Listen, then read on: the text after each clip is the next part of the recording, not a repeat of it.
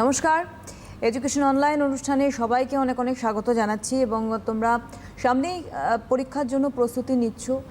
ছোটদের ক্ষেত্রেও বলছি যে ঘরবন্দি জীবন, কিন্তু তার মধ্যে থেকেও অনলাইন ক্লাসেস হচ্ছে, অ্যাটেন্ড করছো, কিছু কিছু কোয়ারিজ থেকে যাচ্ছে, তোমরা সেগুলো তো করছোই টিচারদের, এবং আমাদের এই অনুষ্ঠানের মাধ্যম দিয়ে আমরা একদম এডুকেশন অনলাইন অনুষ্ঠানের মাধ্যম দিয়ে তোমাদের সঙ্গে ডিরেক্ট কন্ট্যাক্টে আসি এবং যতটা সম্ভব বিভিন্নভাবে তোমাদের সাহায্য করার চেষ্টা করি, বিভিন্ন ক্লাসের ক্ষেত্রে অবশ্যই বলবো। তো আজকে ইংলিশ বিষয় রয়েছে এবং এডুকেশন অনলাইনে আমাদের সঙ্গে রয়েছেন স্যার কৌশিক সেন রয়েছেন, স্যার রয়েছেন মিত্র ইনস্টিটিউশন মেইনের, এবং আজকে ক্লাস 8-এর গ্রামার এবং ক্লাস 9-এর লাস্টে পোয়েম, সেটা নিয়েই থাকবে আজকে এডুকেশন অনলাইন অনুষ্ঠান। তোমরা যারা ওপারে রয়েছো ক্লাস 8 এবং ক্লাস 9-এর স্টুডেন্টস, তারা অবশ্যই অ্যালার্ট হয়ে যাও, পেন এবং পেপার রেডি রাখো। আরেকটা কথাও বলে রাখি, অনুষ্ঠান কিন্তু আপলোড হয়ে যায়, অনুষ্ঠানের পরে তোমরা এটি দেখতে পাবে ইউটিউবে। স্যারকে আরও অনেক স্বাগত জানাবো, জানিয়ে আমরা একদম পরপর শুরু করবো ক্লাস 8 দিয়ে, তাই তো, গ্রামার দিয়ে। চলুন। সিটিভিএন চ্যানেল যে কর্মকাণ্ড, এই যে প্রচেষ্টা, যে তোমরা তো ঘরবন্দি, তো লেখাপড়া জানা বোঝা এর কাজটা যেন আটকে না থাকে, তার জন্য কিন্তু সিটিভিএনের অবদানকে তোমরা ভুলো না, এই কর্মকাণ্ডের প্রচেষ্টাকে ভুলো না। তো পড়াশোনা করার জন্যই এই ক্লাসগুলো নেওয়া, একটু ঝালাই করে নাও। যে জায়গায় কনফিউশন আছে, অনেক রকম প্রশ্ন জাগতেই পারে, তো সেগুলো প্রশ্ন করবে এবং জেনে নেবে। তো কতটা কি এই স্বল্প সময়ের মধ্যে হবে সেটা জানা নেই, কিন্তু বিশ্বাসটা রাখবে, ভয় হারাবে না নিজের প্রতি এবং আগ্রহটা বাড়াতে থাকবে। তো আমরা ডিরেক্টলি ক্লাস 8-এ ঢুকে যাই। একদম। তো দেখো, 8, 7, 8, 6, 7, 8 এগুলো হচ্ছে খুব বেসিক টাইম। এই সময় না নিজের ভিতটাকে স্ট্রং করবে, তো ভীতি কাটাবে এবং ভিত স্ট্রং করবে। তো যত করবে তত 9, 10গুলো সুবিধা হবে তোমাদের। তো কঠিনভাবে কিছু শিখছি এরকম নয়, অবশ্যই একটা বিদেশি ভাষা শিখছো, ইংলিশ, তো অ্যাকোয়ার করতে হবে না, জানতে হবে। যত বেশি জানার ইচ্ছাটা বাড়াবে তত বেশি প্রশ্ন জাগাবে নিজের মধ্যে এবং তত বেশি ডাউট ক্লিয়ার হতে থাকলে তুমি কনফিডেন্স পেয়ে যাবে। তো ধরো আমি তোমরা তো ক্লাস 8-এর ছাত্রছাত্রী, এটা পড়াশোনা করতে গেলে না আমি গল্পের মাধ্যমে করি, মানে ভালোবাসি, শুধু পড়াশোনা করছি, সিরিয়াসনেসটা রেখো না। তো ব্যাপার হচ্ছে, ধরো লিন ট্রেস এরকম একটা লেখক ছিলেন, LYNNETRUSS। তিনি আমরা আসলে তো গ্রামার শিখব, তো তিনি প্রোনাউন্সিয়েশন এবং এই যে পাঞ্চুয়েশন মার্কস এরকম ধরনের জিনিসপত্র নিয়ে একটা বই লিখেছেন। তো সেখানে আমরা একটা ছোট্ট গল্প পাবো। তো সেখানে দেখো, তোমরা কুংফু প্যান্ডা বোধহয় টিভিতে কার্টুনও দেখেছো বা সিনেমাও দেখেছো। প্যান্ডা তোমরা চেনো, এটা ব্ল্যাক অ্যান্ড হোয়াইটের মধ্যে খুব ছোট কিউট একটা অ্যানিমাল। তো এইরকম একটা অ্যানিম্যালের গল্প আমি তোমাদেরকে সাথে শেয়ার করব। সেটা হচ্ছে যে এই পান্ডা একদিন একটা রেস্টুরেন্টে গেল। তো রেস্টুরেন্টে গিয়ে একটা বড় বার্গার অর্ডার দিল, সে বার্গারটা খেলো এবং তারপরে বন্দুক বার করলো, বন্দুক বার করে 2-3টে রাউন্ড গুলি ছুড়ল। তারপরে কাউকে কিছু না বলে সে চলে যাবে। এরকম সময় ওয়েটার যে কিনা থাকে, তার মনে প্রশ্ন জাগলো যে এরকম হঠাৎ করে হলো কেন। এরকম তো পান্ডার কোয়ালিটি নয়, পান্ডা তো একটা অ্যানিমাল, খুব শান্ত। তো তখন সে টেবিলের উপরে একটা হ্যান্ডবুক, ওই ধরো তোমরা বিভিন্ন রকম ফরেস্টে যাও বা যে কোনো জায়গায় ভ্রমণ করতে যাও, সেখানে একটা ছোট হ্যান্ডবুক কী হয়, ব্যাপার মানে জায়গাটা সম্বন্ধে খুব বিস্তারিত না লেখা থাকে, একটা আউটলাইন লেখা থাকে। তো সেখানে যে হ্যান্ডবুকটা সে ছুঁড়ে টেবিলের উপর ফেললো, সেখানে দেখা যাচ্ছে লেখা রয়েছে প্যান্ডাদের সম্বন্ধে, যে একটা ব্ল্যাক অ্যান্ড হোয়াইট কিউট টাইপের অ্যানিমাল। তারপরে লেখা রয়েছে যে সে কী করে। প্রথমে লেখা রয়েছে ইটস, EATS, তারপরে কমা, তারপরে শুটস, SHOOTS, তারপরে অ্যান্ড লিভস, LEAVES।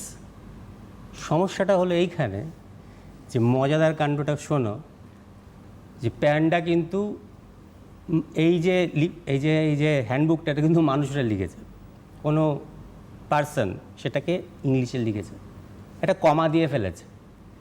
মানেটাই দাঁড়িয়ে গেল যে কিনা প্যান্ডারা যারা হয় তারা খায়, ভার্ব ইটস কামা শুটস গুলি করে, অ্যান্ড লিভস ছেড়ে চলে যায়, জায়গা ছেড়ে চলে যায়, প্যান্ডাটা তাই করলো।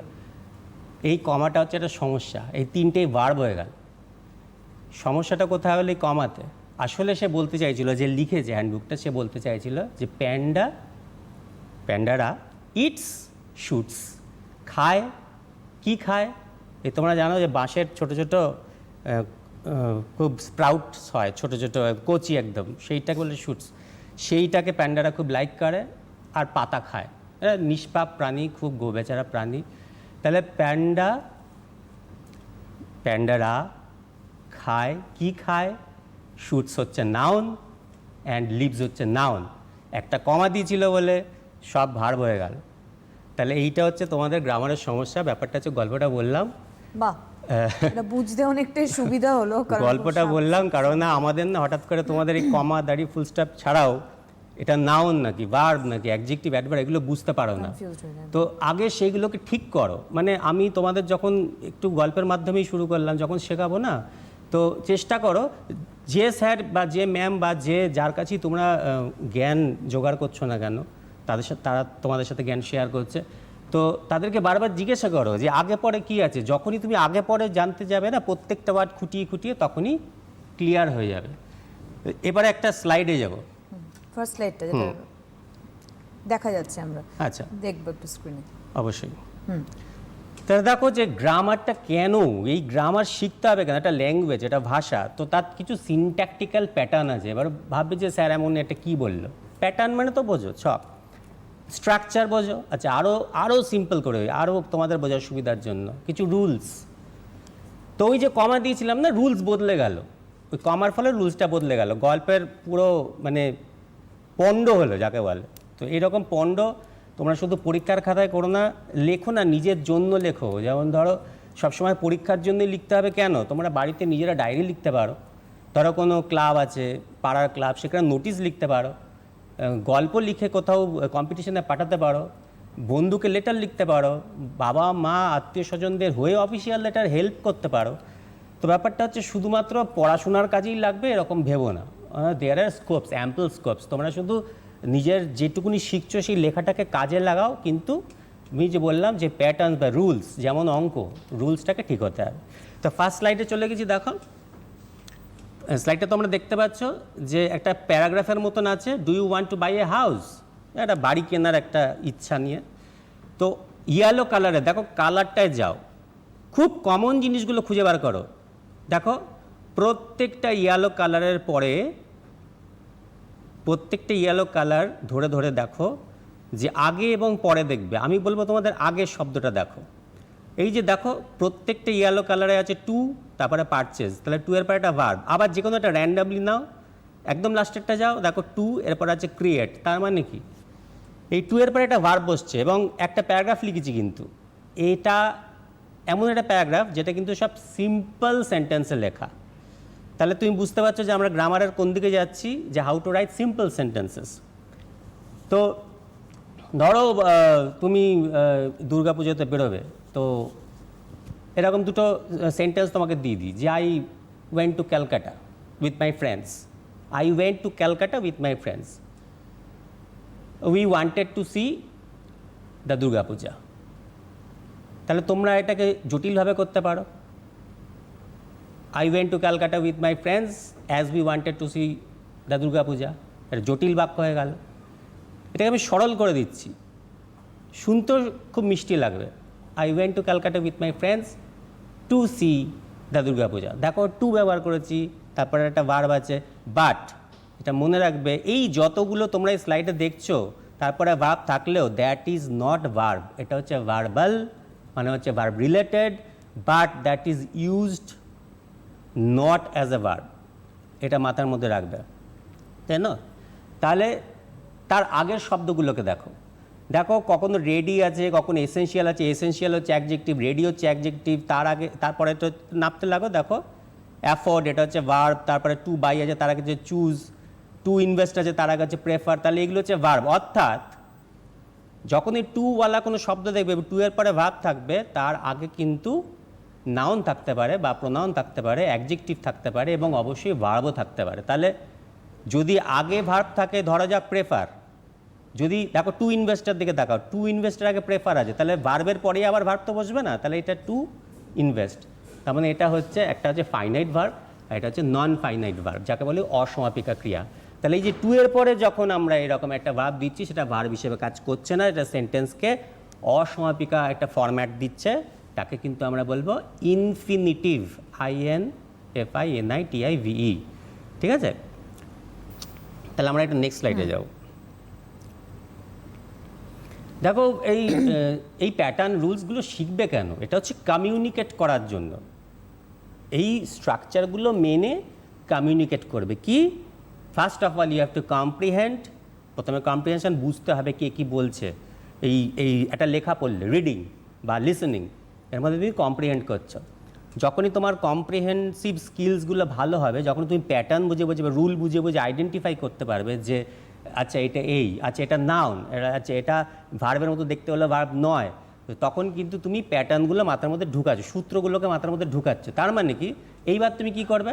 স্পিকিং আর রাইটিং, এটা হচ্ছে ডেলিভার, আউটপুট। তাহলে বুঝতে পারছো যে তুমি কিন্তু কমিউনিকেটই করছো, কেউ বলছে বা কোথা থেকে পড়ছো তুমি নিচ্ছ, এবং তুমি রিডিং, স্পিকিং করছো এবং রাইটিং করছো, তাহলে কিন্তু সেটা তুমি ডেলিভার করছো, অর্থাৎ আউটপুট হচ্ছে। তার মানে কিন্তু তুমি আবার কমিউনিকেট করছো। এই কারণের জন্য ল্যাঙ্গুয়েজ প্যাটার্নগুলো শিখতে হয়। যাই হোক, এর পরের একটা স্লাইড দেখো। আগে আলোচনা করেছি ইনফিনিটিভ। তো ইনফিনিটিভস এটাকে বলে ভার্বাল, এর নাম ইনফিনিটিভস।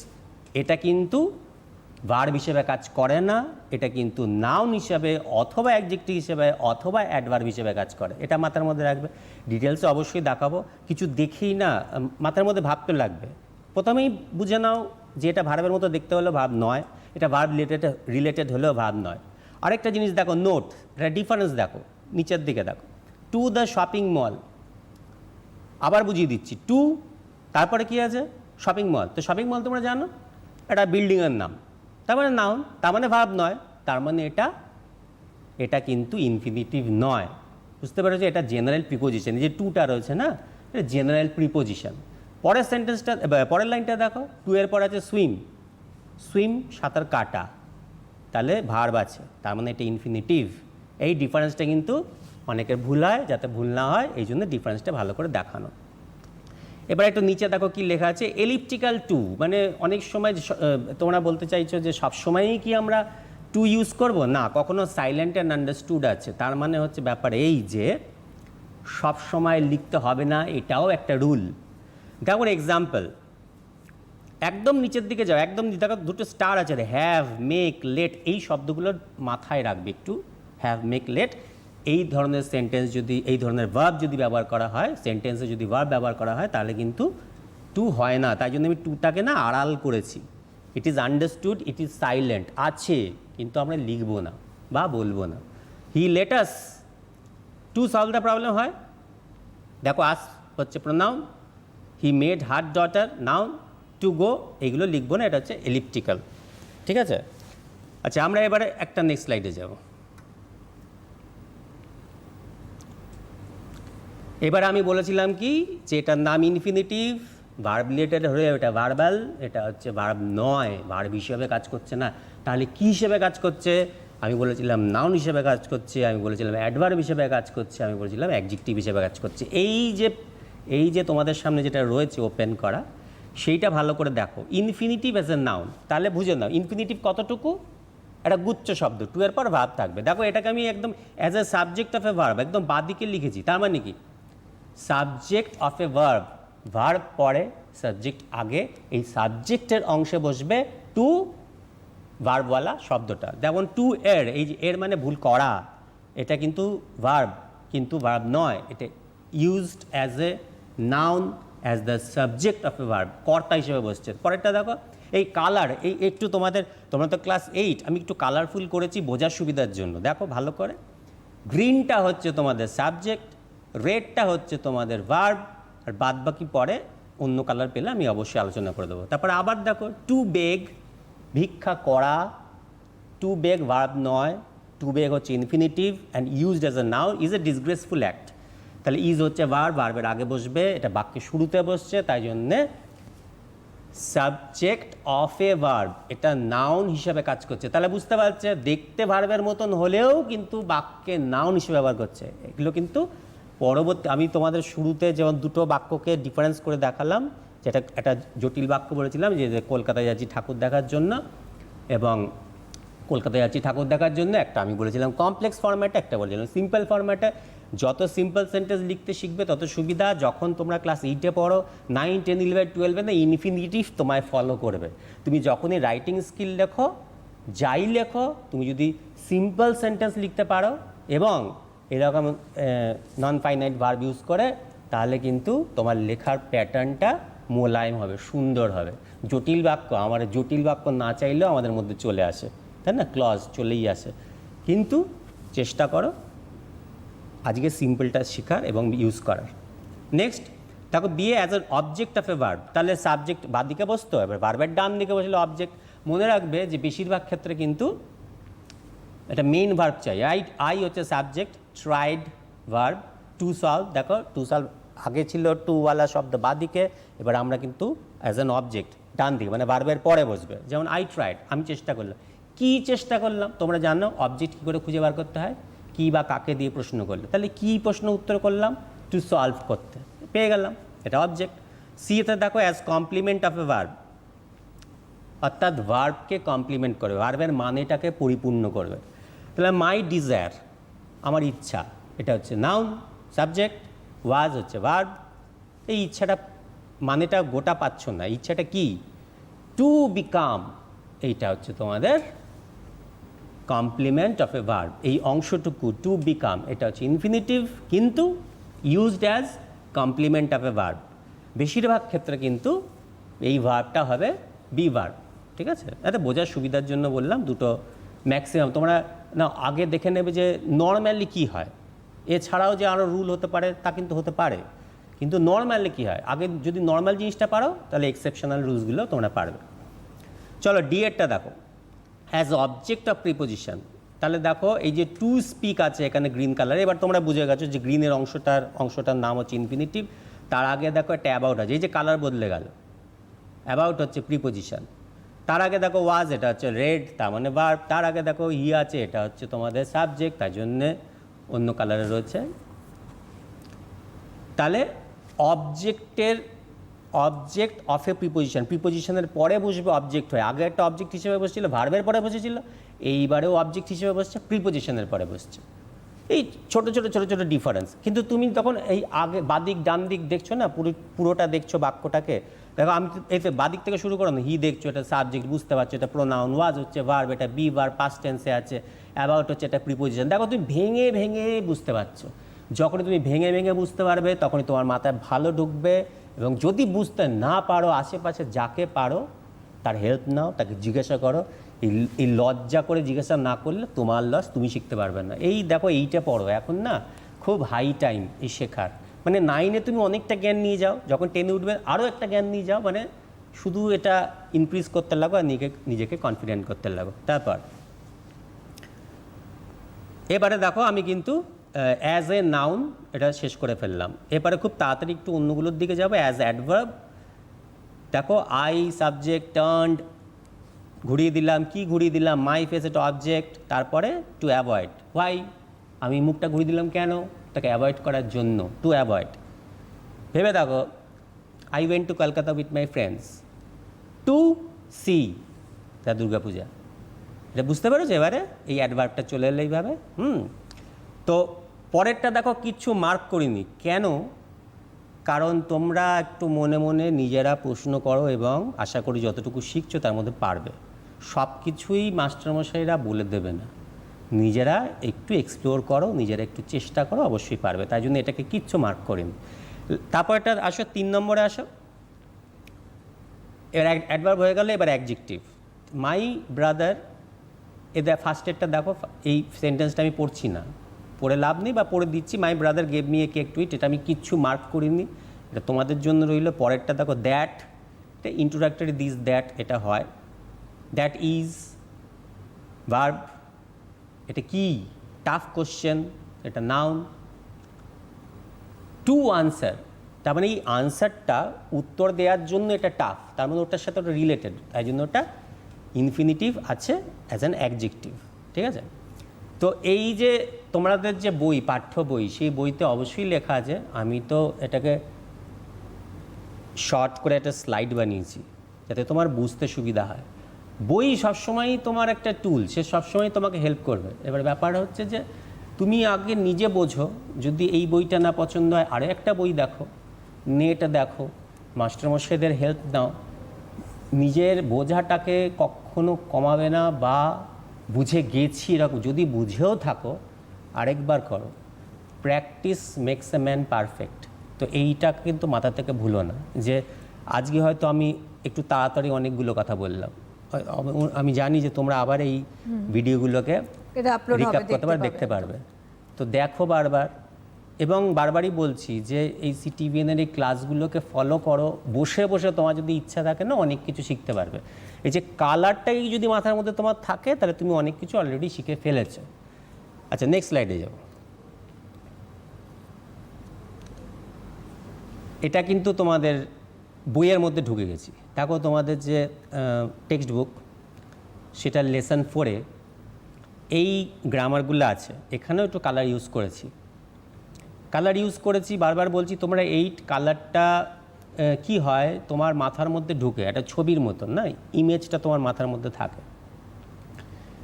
তোমার দেখো একদম ফার্স্টে শিশির আছে, সাবজেক্ট, এবার বুঝে গেছো।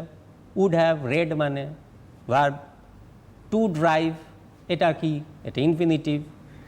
তাহলে তোমাকে প্রথমেই আইডেন্টিফাই করতে হবে যে একটা সেন্টেন্সের মধ্যে কতটুকু ইনফিনিটিভ। আর এই যে সেন্টেন্সগুলো দেখছো না, এই সেন্টেন্সগুলো কিন্তু আসলে কিন্তু দুটো সেন্টেন্স আছে। I went to Kolkata with my friends to see the Durga Puja, এটা একটা সেন্টেন্স। কিন্তু যখনই এরকম ইনফিনিটিভ ইউজ করা হয়, তার মানে বুঝবে যে ওখানে দুটো সেন্টেন্স আছে, এটা একসাথে জয়েন করা হয়েছে with the rule of infinitive. তাহলে ইনফিনিটিভ একটা রুল যেটা দিয়ে সেন্টেন্সকে জয়েন করা যায় এবং এক্সপ্রেশনটা সিম্পল হয়, লুসিড হয়। যাই হোক, 2 নম্বরে যাব। দেখো সুভাষ ওয়াজ, সুভাষ জানো সাবজেক্ট, ওয়াজ হচ্ছে verb, to travel infinitive with is false identity. দেখো 3 নম্বরেরটা কিচ্ছু করিনি, 7 নম্বরেরটা কিচ্ছু করিনি। তার মানে কি, এবার তোমরা নিজেরা চেষ্টা করবে। বইতেই পাবে অবশ্যই, আমি সেই বইটাকেই জাস্ট এখানে তোমাদের স্লাইড বানিয়ে শেয়ার করছি। পরেরটা দেখো, হিজ হ্যাবিট, অভ্যাস, noun, is to read the news paper daily. তাহলে এবার তোমরা বুঝে গেছো। কিন্তু এই সাবজেক্টটা মানে সবসময় একটা নাম থাকবে বা হি সি থাকবে এরকম কিন্তু নয়। হিজ হ্যাবিট এটাও একটা নাউন। 5 নম্বরটা দেখো, হার গ্রেটেস্ট প্লেজার, তার সবচেয়ে বড় আনন্দ। এটা 3টে শব্দ, এটা মিলে একটাই নাউন, আনন্দের কথাই বলা হচ্ছে। আনন্দ এটা নাউন। তো কীরকম আনন্দ? গ্রেট বা গ্রেটেস্ট আনন্দ। কার? হার। তাহলে এগুলো মিলে মিশে কিন্তু একটাই নাউন, তোমরা ওই দেখে ঘাবড়ে যাবে না।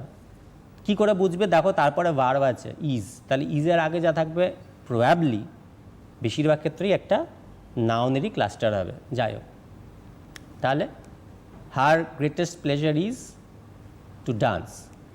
এই 6 নম্বরেরটা একটু চোখ দিয়ে ভালো করে দেখে নাও, তাহলে বুঝতে পারবে। 6 নম্বরেরটা একটু দেখতে লাগো, তাহলে ভালো করে বুঝতে পারবে। রাজা ইজ নট অ্যাফ্রেড, একটা সেন্টেন্সও আমি এখানে ব্যবহার করিনি যেখানে কিনা নট ব্যবহার করা যায়। এই ফার্স্ট টাইম নট ব্যবহার করা হলো, তার মানে এটা নাবাচক একটা বাক্য। তার মানে কি?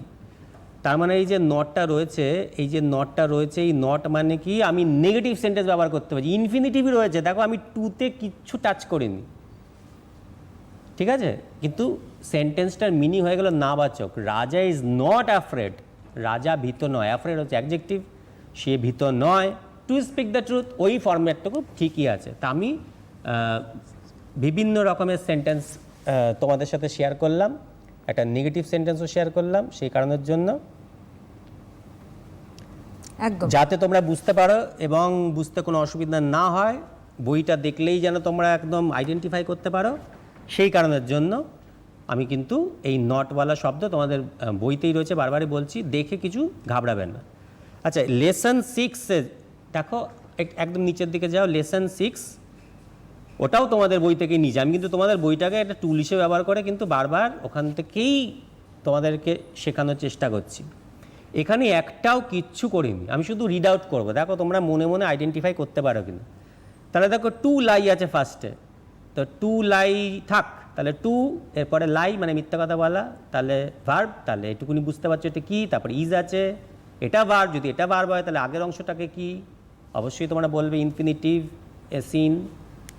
এই অংশটুকু তোমরা কিন্তু বাড়িতে প্র্যাকটিস করবে, পারবে, নিজেরা চেক করবে, মাস্টারমশাইকে দিয়ে চেক করাবে, ভুলগুলো ভালো করে বুঝে নেবে। এবং শুধু বই নয়, এক্সারসাইজ বুক, গ্রামার বুক, যেখানেই যা পাও, বইয়ের মধ্যে কোনো পাঠ্য বইতে সেখানে ইনফিনিটিভ ইউজ করা হয়েছে কিনা সেটা একটু দেখে নেবে। সুতরাং ইনফিনিটিভ ইউজ করতে শেখো, নিজেরা লিখতে শেখো, ভয়ের কিচ্ছু নেই। যত ভয় পাবে, যত আড়ষ্ট হবে, তত কিন্তু তুমি বড় হতে লাগবে, জ্ঞান কিন্তু একটা জায়গায় ফিক্সড হয়ে যাবে। সুতরাং কোনো লজ্জা, ঘৃণা, ভয় এগুলো পেও না। জিজ্ঞাসা করতে কোনো প্রশ্ন করতে, জিজ্ঞাসা করতে কোনো অসুবিধা নেই। নিজেরা নিজেদের এনরিচ করো, এটা আমার রিকোয়েস্ট। এবং যত পারবে তত তুমি সমৃদ্ধ হবে, বি এনরিচড। আচ্ছা, আমরা কি গ্রামার ক্লাস আরও করবো না 9-এ যাবো? আচ্ছা, আপনার পরের স্লাইড কি 9-এরই? আচ্ছা, তার আগে আমি একটু বলে দিই, ক্লাস 8 যারা স্টুডেন্টস তোমরা রয়েছো, তোমাদের জন্য কিন্তু গ্রামারটা স্যার আমাদের খুব কম পরিসর সময়ে, সেইটুকুর মধ্যেই উনি অনেকটা ক্লিয়ারলি তোমাদেরকে গাইড করলেন। তো সেক্ষেত্রে তোমাদের যদি, আমাদের তো এখনও সময় রয়েছে, অনেকটা প্রশ্ন থাকলে ডেফিনেটলি করো। আমাদের কেউ এসেছো? হ্যালো হ্যালো, হ্যাঁ, নমস্কার। Good morning. মর্নিং, কে বলছো? I am Arnab Ghosh. কোথা I থেকে? read in class 8 in Karla Maharaja High School. I live in Karla, Purbo Bardhaman. Fine. My question is, Subhas went to Myanmar to form an army. এখানে ইনফিনিটিভের তলায় দাগ দাও। এবং আরেকটা প্রশ্ন হলো, this basket is too small, it cannot hold 20 apples. এটা infinitive ব্যবহার করে বাক্যগুলিকে যুক্ত করো। আচ্ছা, আমাকে একটা পেজ দিতে পারবেন?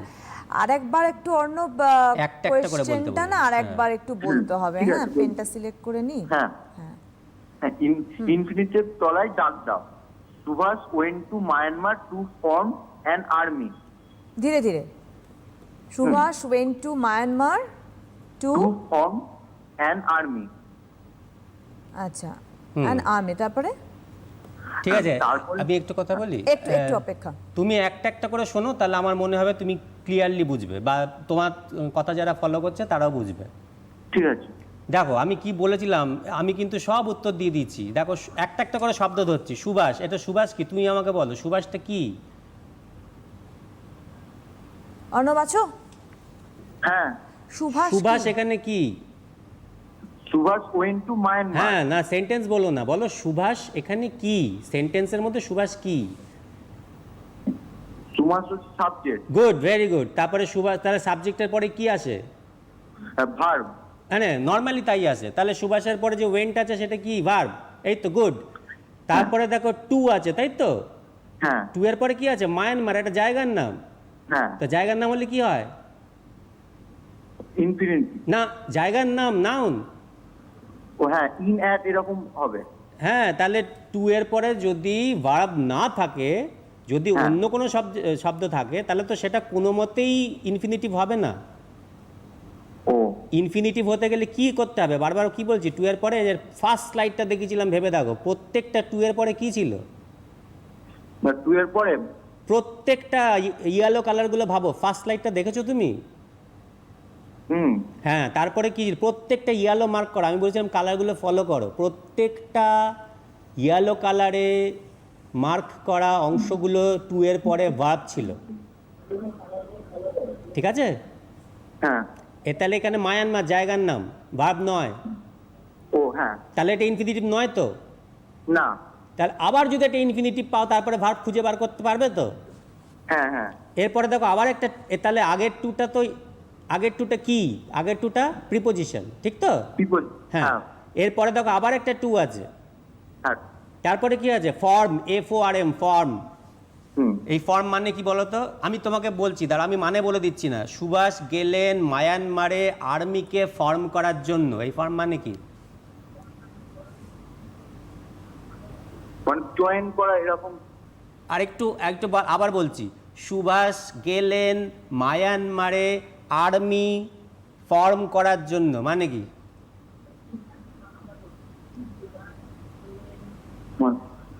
মানে আর্মিটাকে তিনি ফর্ম করতে চান, এর মানে কি?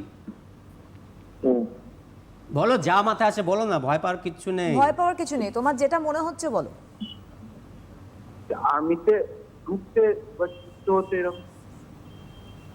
ফর্ম করা মানে হচ্ছে গড়া, ডয় শূন্যরায় আকার, মানে তৈরি করা। টু মেক মানে বোঝো তো? ও হ্যাঁ হ্যাঁ। আচ্ছা, আরেকটা বুঝিয়ে বলে দিই। দেখো একটু যদি ভয় পাও তাদের জন্য বলছি, ফার্স্টেরটা ইনফিনিটিভ নয়, ফার্স্টের টু এর পরে মায়ানমার ছিল, সেটা তো জানো। হ্যাঁ হ্যাঁ হ্যাঁ। তাহলে অবশ্যই নেক্সটেরটা হবে। এই তো, এত সিম্পল ব্যাপার। এটা বুদ্ধি। এটা বুদ্ধি। ও এত মাথা খাটাতে হবে না, আমি বলেছি খুব ভালো করে, একটু চালাকিও শিখতে হবে, বুঝতে পেরেছো? তাহলে টু এর পরে দেখো ভার্ব হিসেবে ফর্ম আছে গড়া, হুম। ঠিক আছে? তাহলে এই সেন্টেন্সের মধ্যে তোমাকে আইডেন্টিফাই করতে বলেছে, তাহলে টু ফর্ম এই অংশটা হচ্ছে তোমার ইনফিনিটিভ। ব্যাপারটা বুঝতে পেরেছো? আরে হ্যাঁ বুঝেছি। হ্যাঁ, অবশ্যই তুমি যদি আরো জানতে চাও যে এটা স্যার কি হিসেবে ব্যবহার করা হচ্ছে, হ্যাঁ। তাহলে কি বলবে? আমি কলকাতায় গেছিলাম ঠাকুর দেখার জন্য, তাহলে বুঝতে পেরেছো তো ব্যাপারটা? ঠিক এই রকম সুভাষ গেছিলেন মায়ানমারে আর্মি ফর্ম করার জন্য। ব্যাপারটা ক্লিয়ার? চলো হ্যাঁ। নেক্সটটা এসো। হ্যাঁ, নেক্সট কি? এবার ইনফিনিটিভ জয়েন করতে হবে ইনফিনিটিভ দিয়ে। বলো। সেন্টেন্সটা কি? হুম। সেন্টেন্সটা কি বলো? হ্যাঁ বলছি।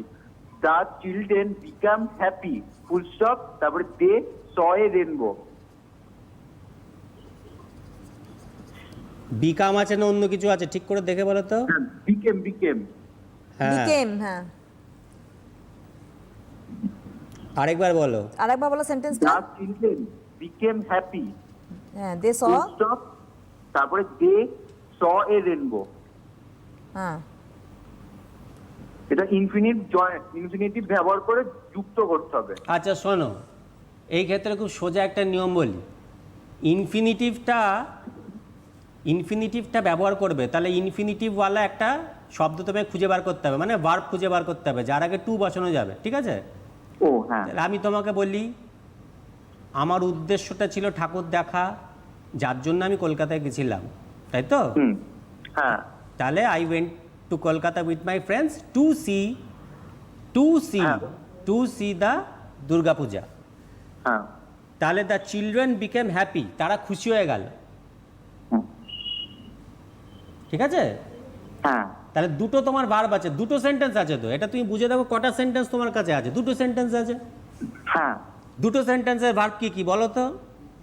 এখানে বিকেম আর হচ্ছে স। গুড। তাহলে ভেরি গুড। তাহলে ব্যাপারটা হচ্ছে যে কোনো একটাকে তোমাকে নিতে হবে। হুম। আচ্ছা, আমি তোমাকে বাংলা বলি, তারা খুশি হয়েছিল রেনবো দেখে, বুঝতে পারছো? হ্যাঁ হ্যাঁ। তারা খুশি হয়েছিল রেনবো দেখে। তাহলে তোমাকে কটা সেন্টেন্স তৈরি করতে হবে? একটা। আমি কিন্তু তোমাকে উত্তর বলে দিয়েছি, তুমি পারবে?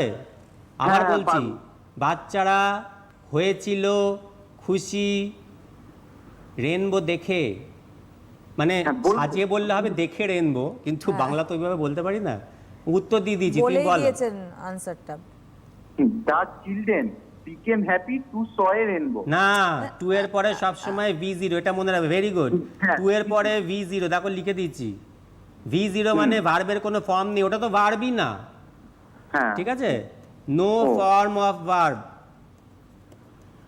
ঠিক আছে? যখনই টু তারপরে যদি ভার্ব বসে, মানে আজীবন, অনন্তকাল, টু এর পরে যদি হ্যাঁ, ভার্ব বসে হ্যাঁ, present হবে, হ্যাঁ, ওই V0। present। আরেকবার বলো, সবাই শুনছে। বলো। The children became happy two saw see a rainbow. তাহলে প্রথমে বলেছিলাম, এবারে এবারে এবারে আমি কিভাবে ক্লাসটা করলাম, আমি শুধু উত্তর দিয়ে ক্লাসটা শুরু করেছি। আমি বলেছিলাম the children became happy to see a rainbow, এইরকমভাবে শুরু করেছিলাম, কিন্তু বলেছিলাম যে ওর মধ্যে দুটো বাক্য লুকানো আছে। হুম। এবারে দেখতে পারলে দুটো বাক্য তুমি পেয়ে গেলে। হ্যাঁ। তাহলে আমরা একটা অ্যাডভান্স মোডে শিখেছি। এবার ব্যাক হচ্ছে দুটো বাক্য থাকবে, যখনই তুমি দেখবে ইনফিনিটিভ ইউজ হচ্ছে তার মানে ওদের মধ্যে দুটো বাক্য আছে। হুম। ব্যাপারটা বুঝতে পেরেছো? হ্যাঁ হ্যাঁ কনফিডেন্ট? হ্যাঁ। Arnab, thank you for calling, ভালো থেকো। থ্যাংক ইউ অর্ণব, অনেক ধন্যবাদ।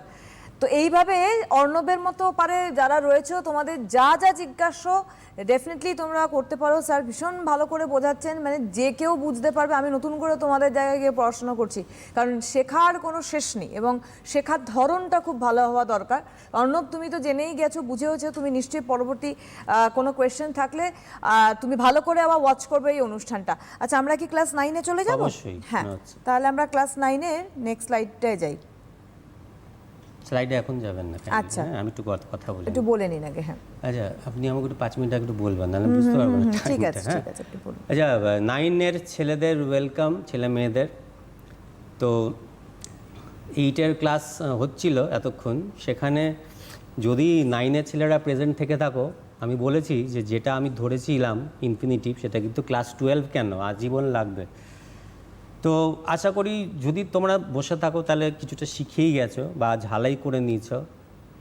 আর একজন ফোন করলে খুব ভালো লাগে যখন response ফোন টা আসে এবং তাকে বুঝিয়ে দেওয়া যায় এবং সে কনফিডেন্টলি খুশি হয় যে যাক, তো মানে আমার লাইফ সাকসেসফুল হচ্ছে। Thank you to CTVN. যাই হোক, তো দেখো 9-এর ছেলেপুলেরা বা মেয়েরা, তোমরা ছোটোবেলা থেকে লুডো খেলেছো তো? সাপ লুডো। তো সিঁড়ি, উত্তরণ, ডেভেলপমেন্ট, চট করে উপরে উঠে গেল, খুব হ্যাপি একটা ফিলিংস আসে। সাপ মানে বাবা যেন আমাকে না কামড়ায়, মানে একেবারে পতন, মানে ডেঞ্জারাস। তো কখনো ভেবেছো যে এই সাপকে কেন ব্যবহার করা হয়েছে লুডোতে? সিঁড়ি কেন? ওটা হচ্ছে একটা সিম্বল। সিঁড়ি, ladder is meant for success. সিঁড়ি দিয়ে কি নামা যায় না? সিঁড়ি দিয়েও তো নেমে আসতে পারত না। সাপ একটা এমন একটা ক্রিয়েচার যেটাকে আমরা নর্মালি খুব ডেঞ্জারাস ভাবি, ভয় পাই এবং আমাদের জ্ঞান কম, তাই জন্য আমরা অনেক সময় সাপকে মেরেও ফেলি। তো ব্যাপার হচ্ছে যে ছোটোবেলা থেকেই কিন্তু সিম্বলিক্যালি অনেক কিছু তোমরা শিখছো বা দেখছো, কিন্তু কখনো ঘেঁটে দেখোনি যে বা কাউকে প্রশ্ন করোনি যে এই লুডোতে সিঁড়ি আর সাপ কেন ইউজ করে, এর মিনিংটা কি? ধরো আমরা যে কবিতাটা পড়বো, তো এই রকম কবিতা, এটা তো একটা সাপ নিয়ে, তো এই সাপ নিয়ে কবিতা লেখার কী আছে? ব্রেট জর্ডান বলে একজন কবি, তিনি দ্য ক্রোকোডাইল বলে একটা কবিতা লিখেছেন। অনেক অজানা, কম জানা পোয়েটস আছে। খুব জানা একজন কবির নাম বলবো D.H. লরেন্স, তিনি লিখেছেন স্নেক, মস্ত বড় কবিতা। তো সাপ, ক্রোকোডাইল, কুমির এরাও কিন্তু কবিতার বিষয়বস্তু হতে পারে। সাধারণ একটা মানে সবসময় তোমরা পাবো। দেখো, তোমরা কিভাবে কবিতাটাকে বুঝবে এটা ম্যান টু ম্যান ভ্যারি করে, কিন্তু আমরা যেহেতু একটা সিলেবাসের আন্ডারে পড়ি, তাই জন্য আমাদের নির্দিষ্ট একটা প্যাটার্নে চিন্তাভাবনা করতে হয় পরীক্ষার নম্বর তোলার জন্য। কিন্তু তোমরা বড় হচ্ছ, অনেক কিছু চারপাশে দেখবে না, তার রেফারেন্স, তার মানে, তার আসল তাৎপর্য, এগুলো একটু বুঝে জেনে নিজের মধ্যে একটু স্টক করে রাখলে কোনো ক্ষতি নেই। তো যাই হোক, D.H. লরেন্সের কবিতা বললাম। তো এই যে সাপ, এটা হচ্ছে সিম্বলিক, বারবার বলেছি।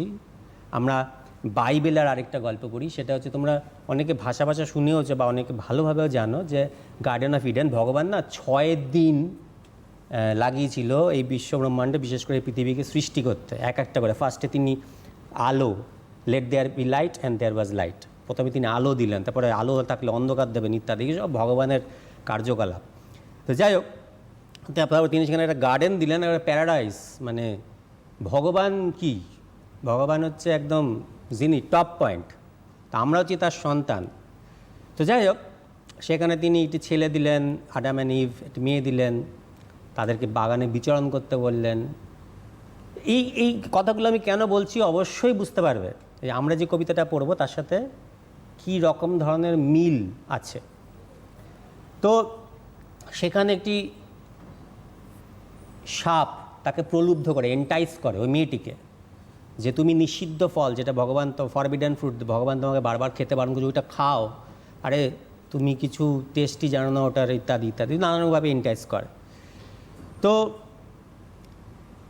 নেটে তোমরা দেখবে হারবার্ট ম্যান্ডেল এর একটা অয়েল পেন্টিং আছে পরপর এই সিরিজে, অসাধারণ তিনি কাজ করেছেন, দেখলে বুঝতে পারবে, মানে তোমাদের গল্পের মতন, মানে চলচ্চিত্রের মতন, ছবি দেখলে তোমরা অনেক কিছু ফিল করতে পারবে। যাই হোক, তো এই যে সাপ, এটা কিন্তু স্যাটার্নকে রিপ্রেজেন্ট করে। স্যাটার্ন, এই যে দুর্গাপুজো হবে, তো দুর্গা মা হচ্ছে আমাদের পজিটিভ এনার্জি, শক্তি, আর আমাদের একটা অসুর থাকবে, সে হচ্ছে negative energy. That is the replica of Saturn, SATAN, Saturn. তো ওই যে আদাম অ্যান্ড ইভকে প্রলুব্ধ করেছিল এবং নিষিদ্ধ ফল খেয়েছিল, ফরবিডেন ফুড, ওটা কিন্তু স্যাটার্নেরই কারসাজি, কেননা প্রত্যেকেই না তার হোল্ড চায় জগতের উপরে। তো ধরো আমি একটা কথা বলবো যে তোমাদের যে এই যে কবিতাটা পড়বে, এই কবিতার মধ্যে কিন্তু একটা স্নেক পাবে এবং সেটা অবশ্যই ব্ল্যাক হবে। এত কালার থাকতে ব্ল্যাক কেন? এইটা হচ্ছে ইভিল, ইভিল বোঝানোর জন্য ব্ল্যাক ব্যবহার করা হয়। আরেকটা কথা হচ্ছে জানো, এই যে জুডিথ রাইট, যিনি কিনা পোয়েট, তিনি অস্ট্রেলিয়ান।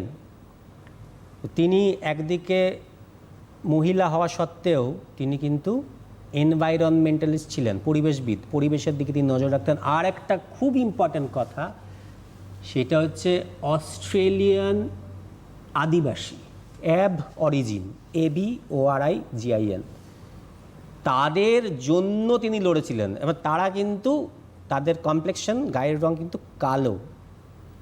যারা কিনা ওই দেশে সেটেল করছে তারা সাদা, এবং অবশ্যই সাদা কালোদের মধ্যে একটা অপছন্দ, একটা ভেদাভেদ চিরকালই ছিল, ভুল ধারণা তবুও ছিল। এবং ওই যে অপছন্দ, ওই যে ভালো না লাগে তাকে বীতশ্রদ্ধ, তাদের প্রতি বীতশ্রদ্ধ হওয়া, এইটা কিন্তু অনেকে মনে করেন, কেউ কেউ মনে করছেন যে এই যে কবি যে পোয়েমটা লিখেছেন সেটা বিবলিক্যাল রেফারেন্স আছে। আবার কেউ কেউ মনে করছেন যে না, এই অ্যাব অরিজিনদের রেফার করছেন। স্নেক বলতে ব্ল্যাক, একটা ঘৃণার জিনিস, এটা ভয়ের জিনিস, সাদারা কী চোখে ওই ব্ল্যাকদের দেখে সেটাকে তিনি কটাক্ষ করে তিনি কিন্তু এই কবিতাটা লিখেছেন। তো যাই হোক, আমরা একটা স্লাইডে যাবো, ফার্স্ট স্লাইডে যাবো। ফার্স্ট স্লাইডে দিয়ে রেখেছি, আমরা দেখব স্লাইডটা, দেখতে পাচ্ছি। দেখো খুব তাড়াতাড়ি যাবো। এই তোমার একটা মেডিকেল লোগো, এখানে একটা ডানা আছে, এই ডানা মানে পিস। দেখো একটা স্টাফ আছে, এটা হচ্ছে একটা রড অফ অ্যাসক্লেপিয়াস। এই গল্প বলতে গেলে আজকে বোধহয় আর হবে না, খুব ছোট্ট করে বলি। তিনি হচ্ছেন অ্যাপোলোর ছেলে, মা ছিল না, তাই বাবা অ্যাপোলো তাকে পাওয়ার দিয়ে গিয়েছিলেন, তোমার একটা হিলিং পাওয়ার থাকবে, তোমার একটা জাদু দণ্ড থাকবে, আর প্ল্যান্টস অ্যান্ড হার্বস আছে, তুমি যাকে মানে তোমার মধ্যে মেডিসিনাল কিছু গুণ থাকবে যেটা তুমি হিল করতে পারবে। কিন্তু জিয়াস বলে একজন খুব রাগী দেবতা ছিলেন, তিনি বললেন এ কি, তুমি সবাইকেই বাঁচিয়ে দেবে, তাহলে তো সবাই অমর হয়ে যাবে, তাহলে তো আর দেবতার মানুষের মধ্যে পার্থক্যই থাকবে না। এই যে অ্যাসক্লেপিয়াস, তিনি কিন্তু ডেমিগড। তো সুতরাং তিনি ওই জিয়াস কী করলেন, লাইটনিং, বজ্রপাতের মাধ্যমে একে মেরে ফেললেন। কিন্তু আমাদের যে ডাক্তারবাবু, তারা কিন্তু প্রত্যেক জনকে উইথ রেসপেক্ট অ্যাসক্লেপিয়াস বলা হয়, ঠিক আছে? তো এই যে দেখো সাপ রয়েছে, সাপ হচ্ছে কি বলবো, ইভিল। আর এই সারপেন্ট, তিনি কিন্তু এইটা কিন্তু দেখো, সাপ কিন্তু খোলস ছাড়ায় ট্রান্সফর্ম করে, কিন্তু সাপের মধ্যে পাওয়ার আছে, ডিভিনিটি আছে। এবং এই সাপ নেগেটিভ অর্থেই আমরা ইউজ করে থাকি, এখানেও তাই, যে ডাক্তারবাবু আমাদের কিন্তু সেই নেগেটিভিটি থেকে, সেই বিষ রোগ যন্ত্রণা থেকে বাঁচায়। He saves us, he is like Asclepius. Next স্লাইডে যাব।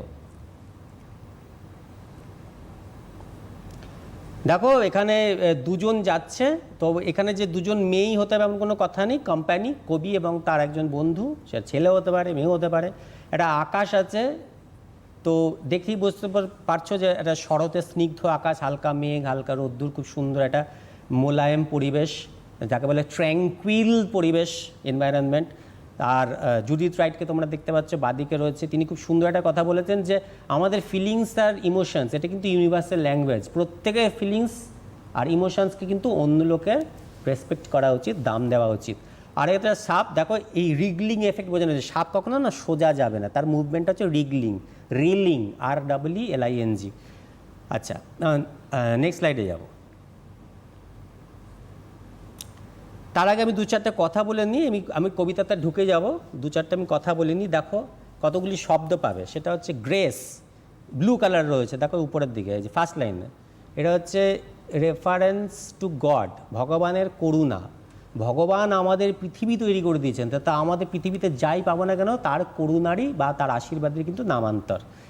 তো এই গ্রেস কিন্তু এমন একটা তিনি অ্যাটমসফিয়ার তৈরি করেছেন যেটা কিন্তু pleasant and harmonious, calm, cosy, স্কাইটা কীরকম বেনেভোলেন্ট। তো যখন আমরা অ্যাডাম অ্যান্ড ইভের কথা বলছিলাম না, তখন কিন্তু সেই এই রকমই পরিবেশ ছিল, দুজনই ছিল, অ্যাডাম অ্যান্ড ইভ। এখানেও আমরা তোমাদের ছবি দেখালাম, দুজনই আছে। দেখো কতটা মিলছে, ওখানেও একটা সার্পেন্ট ছিল যে এন্টাইজ করেছিল, আমাদের এখানেও একটা ব্ল্যাক স্নেক আছে যে কিনা ভয় আলাদা করে দেখাবে না, কিন্তু আছে, প্রেজেন্স আছে। তা এই হচ্ছে মিল। আবার অ্যাবরজিনের রেফারেন্স, এটাও মাথার মধ্যে রাখবে।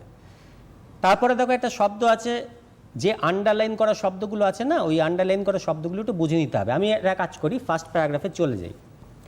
দেখো সান ওয়ার্মড, সূর্যটা এখানে মনোরম, late seasons grace, autumn season, what season, autumn's season, এটা হাইলাইট করা আছে, দেখো বোল্ড কালার, বোল্ডে লেখা রয়েছে। আকাশটা হচ্ছে জেন্টলেস্ট, মানে এর থেকে মনোরম আকাশ হয় না, বা পরিবেশটা আর ভালো হতে পারে না। তো এগুলো সবই ভগবানের কৃপা বা করুণা। এর মধ্য দিয়ে পরিবেশটা যেহেতু ভালো, উই ওয়াকড, কবি এবং তার কম্প্যানিয়ন, অ্যান্ড ফ্রোজ। এই ফ্রোজ হচ্ছে একটা হিপনোটিক হোল্ড, জানো তো, কম্প্যারিজন। এই আকাশ ভালো ছিল, পরিবেশ ভালো ছিল, আমরা যাচ্ছিলাম, হঠাৎ করে আমরা থেমে গেলাম, তো এটাকে বলে সেজিউরা, বুঝতে পেরেছ? তা আমরা একটা ব্ল্যাক স্নেক দেখলাম, সে কিন্তু রিগলিং করে চলে যাচ্ছে। তো রাইম স্কিমটা দেখো, grace space sky by, AB, এইরকম করে CD, EF, আর লাস্টেরটা দেখো GHG। কেন এই প্যাটার্নটা চেঞ্জ হলো কেন? কারণ ওই সাপটাকে দেখার পর কবির মনের উপরে একটা এফেক্ট পড়লো, রাইম প্যাটার্নটা বদলে দিয়ে সেটা বোঝা যাবে। সেকেন্ড প্যারাগ্রাফে যাও। আচ্ছা, ফার্স্ট প্যারাগ্রাফের হাফ থ্রু স্পেস চলতে চলতে আমরা কাজটা কমপ্লিট করতে পারলাম না, মাঝপথে থেমে গেলাম। সাপের সম্বন্ধে বলছি, appearance and reaction, head down, সাপ নিজের কাজে ব্যস্ত, টাং ফ্লিকারিং, জিভ লক করছে, অন দ্য ট্রেল মানে পথ, যে পথে সে হাঁটছে, হি কোয়েস্টেড, এই কোয়েস্ট হচ্ছে নাইটরা যেমন একটা গ্যালান্ট, তারা খুব সাহসী, যে টার্গেটটা নেবে সেটাই অ্যাচিভ করে। থ্রু দ্য পার্টিং গ্রাসটা সরে যাচ্ছে এবং সাপ তার মধ্যে দিয়ে রিলিং করে চলে যাচ্ছে, সে কিছু খুঁজছে, কোয়েস্টেড, তাই তো, সে হচ্ছে প্রিডেটার, তো তার কিছু কুইক মুভমেন্টস চাই, তো এটা বাই ইনস্টিংক্ট, সে খাবার খুঁজছে, তাই তো না, তাকে চুপিসারে ফলো করতে হবে। অ্যাক্ট অফ পারসুইং, তাড়া করা, পেছনে লেগে পড়ে তাড়া করা, that is called quested. Sun glazed, সূর্যের আলো ঝকমক করছে, ডায়মন্ড স্কেল, ডায়মন্ডকে নেওয়া হয়েছে কেন? দেখো ডায়মন্ড খুব রেয়ার অ্যান্ড প্রেশাস, না beautiful, unique, cold and hard, এই কোয়ালিটিগুলো ওর মধ্যে রয়েছে, তো সাপটার মধ্যে সেই রয়েছে, তাই জন্য স্কেলগুলো, ওর আঁচগুলো ডায়মন্ড লাইক, এই কার্ভসগুলোতে চকচক করছে। And we lost breath to see him pass, আমরা দেখে থমকে গেলাম, আমাদের শ্বাস প্রশ্বাস মানে বন্ধ হয়ে গেল, out of AWE, out of fear, out of surprise. ঠিক আছে, নেক্সট প্যারাগ্রাফে আসবো। হোয়াট ট্র্যাক হি ফলোড, এখানে ম্যাসকিউলিনিটি, সাপকে হি বলে বোঝানো হচ্ছে, ট্র্যাক করতে, পথ, কোন পথে সে যাচ্ছে, এই সমস্ত আমরা ভাবতে পারছি না। দেখো এটা আছে স্কার্সলি, থার্ড লাইনে দেখো, স্কার্সলি মানে হার্ডলি, মানে না বাচক। What small food fled living from is fierce intent, সাপের যে ইচ্ছা, সেটা মোটিভ, সেটা হচ্ছে ফিয়ার্স, ভয়ঙ্কর। হ্যাঁ, সাপ খুব ফেরোশাস, কেননা সে তার শিকার ধরেই ছাড়বে। তো এটা হচ্ছে ওয়াইল্ডনেস। তো এটা দেখে, এই সাপটাকে দেখে, তার চলা দেখে আমরা কিন্তু মেসমেরাইজড হলাম, বা ক্যাপটিভেটেড হলাম, বা এন্ট্রান্সড হলাম, কিন্তু সাপ কিন্তু তার নিজের টার্গেটে চলছে।